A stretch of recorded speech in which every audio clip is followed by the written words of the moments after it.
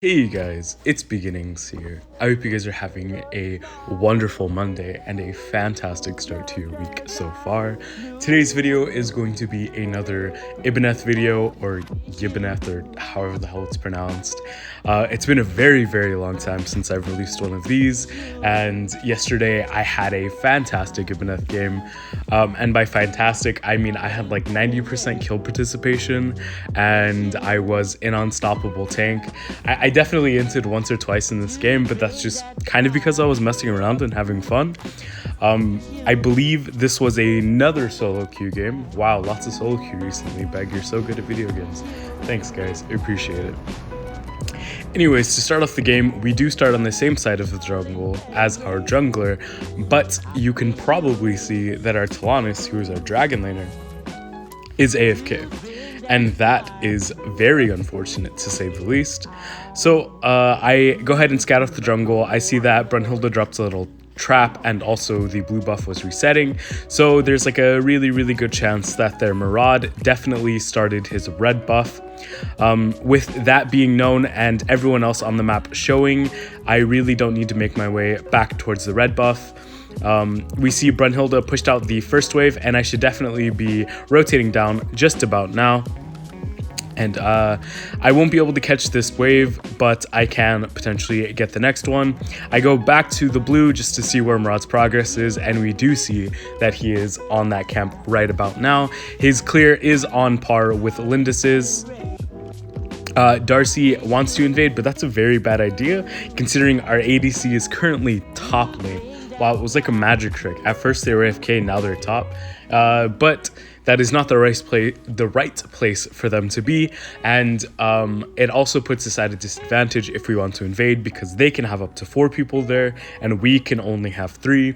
I ask if she's AFK and just has the bot follow function on, but I think that helps them realize that they are in the wrong lane, and they will start recalling and head back in just a second.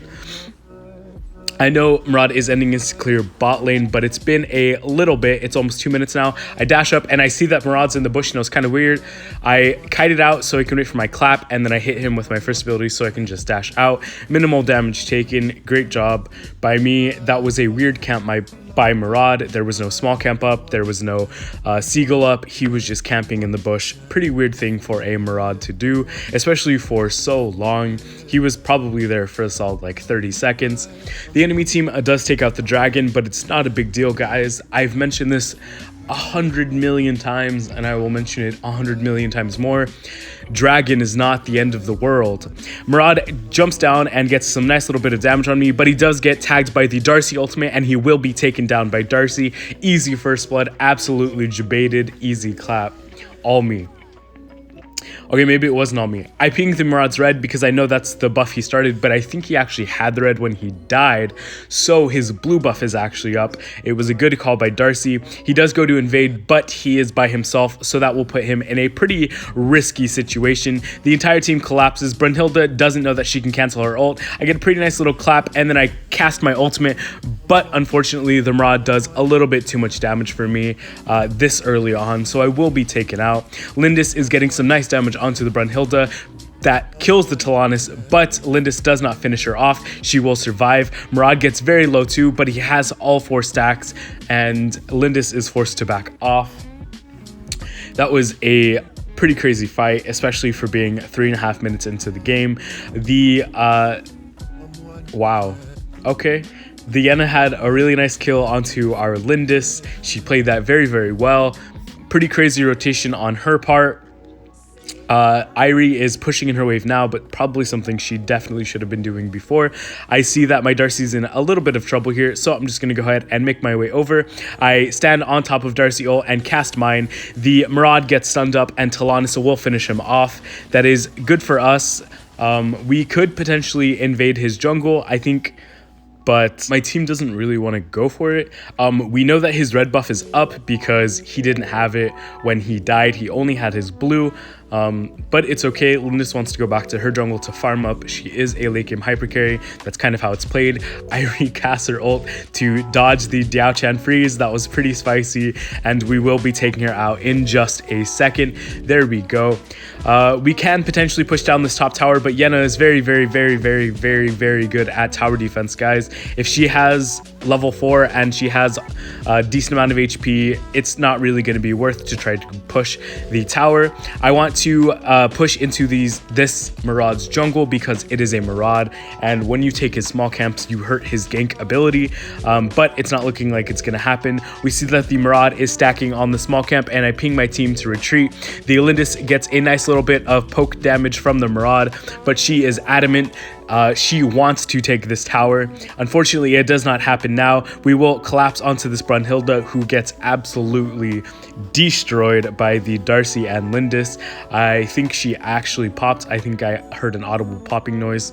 We run into a Diao-Chan, which unfortunately is frozen or DC'd. I get a nice little clap to stun them both. I cast my ultimate, mostly worrying about the Maraud because I don't want him stacking on me, but it doesn't matter because he's stacking on our small camp instead. I go ahead and flicker forward to try to cut her off, but instead of running, she decides to throw out her ult.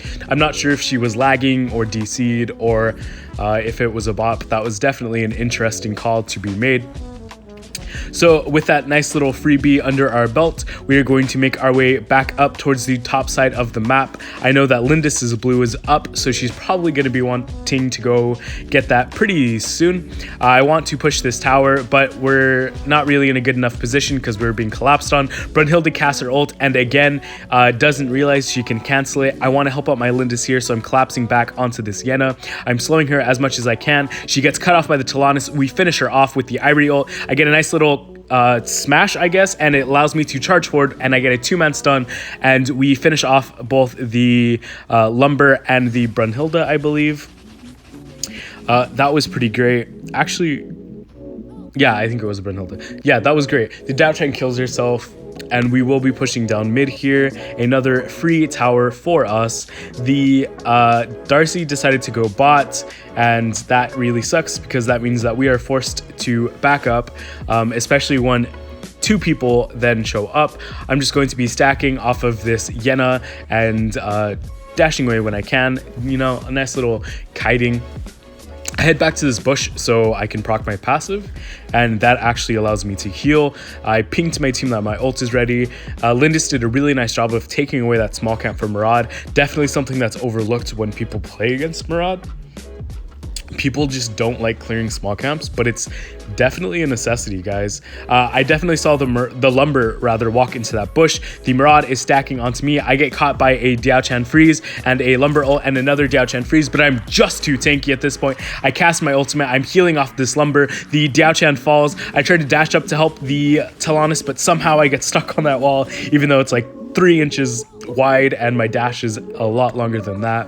We take down the mid tower with our successful victory, and I want to push into this Maraud and this Brunhilde, but it is just not working out. The Talanis dies and my team is forced to back up. We do not have our Lindis, and Irie is going back up towards top. Dragon buff is, or not dragon buff, but dragon rather, is now up, so my team is going to be grabbing that. A nice little bit of gold under our belts, especially when you're ahead. Why it's one of those why not objectives. What do you lose by taking dragon here? Absolutely nothing, because we're just going to go back into our jungle to farm up and look for the next play. The next play, more than likely, is going to be up on top side, though, just because of how Lindis's clear is going. The enemy jungler's red buff does spawn the Lumber ults the Irie, but doesn't really achieve too much in it. In fact, he is forced to flicker away, I believe. The Diao-Chan is here. I get caught by another freeze. Oh my god, she's so annoying. I get caught by another one. The Darcy and me had the same idea at the same time to go in, but unfortunately, we just get collapsed on immediately. He gets caught by the Yenna silence, and it is just game over from there. Me and Darcy decided to go in at the same time that Lindis decided to do dark, so that didn't really work out too well. The Talanis was pushing bot like an ADC definitely should be. I don't know if you could detect the sarcasm there, but yeah, you shouldn't ever be split pushing as an ADC, really, unless you're just defending and farming in the early part of the game. Anyways, with the two of us dead, we are going to be forced to back out. We are now respawning, but the Talonus did die. So we are still at a pretty big disadvantage on the map, especially with our one down being our ADC. I mean, we have two of them, but still Talonus is a pretty integral part of our team. So just walking up here, getting some nice little vision. I know the Lumber isn't going to be trading with me, so I'm not really too worried about losing too much HP. My jungler drops the dragon down mid, and probably the worst idea I've ever seen in my life. The Talonus is collapsing down bot like we pinged, but the Lindis was killing herself, so it didn't really work out. I see the Darcy is going in ham, so I want to help him out a little bit here. Irie whiffs her ultimate, unfortunately, but we are going to be walking up with our Drake. Still, the Talonus is taking dragon because that's definitely what she should be doing, guys. Solo Q is so OP. Lumber is walking forward to tank this dragon / damage it, and I'm just trying to zone the Dao-Chan quite a bit. I know none of these people can kill me. I am a tanky beast. I still have my ultimate up, so I am just doing my best to play defense on this Drake.